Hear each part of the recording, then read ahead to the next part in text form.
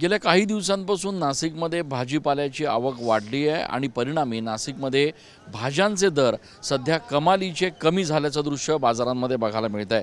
नाशिकमध्ये भाजीपाल्यांचे दर चांगलेच घसरल्याचं सध्या दृश्य जे आहे ते नाशिकमध्ये बघायला मिळत आहे। मेथी, पालक, कोथिंबीर, कांदा, पात या पालेभाज्या अवघ्या 10 रुपयांमध्ये सध्या बाजारांमध्ये उपलब्ध आहेत। तर टोमॅटो, वाल, घेवडा या भाज्या देखील 50 रुपये किलोनं सध्या बाजारात उपलब्ध होत आहेत। बाजार समितीमध्ये भाजीपाल्यांची आवक वाढल्यामुळे दरात मोठ्या प्रमाणात घसरण झाल्याचं बघायला मिळत आहे। मात्र असं जरी असलं तरी भेंडीची आवक जी आहे ती घटलेली आहे।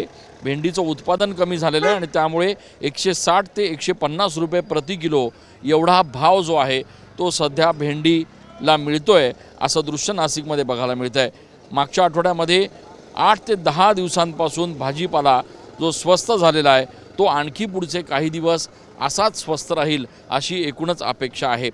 बाजारांमध्ये सध्या भाजीपाल्यांची आवक मोठ्या प्रमाणात आहे आणि आवक वाढल्यामुळे भाजीपाला मुबलक प्रमाणात असल्याकारणानं या ठिकाणी भाजीपाल्यांचे दर सध्या घसरल्याचं बघायला मिळत आहे। कॅमेरा पर्सन आकाश येवलेसह मी चंदन पूजा अधिकारी TV9 मराठी।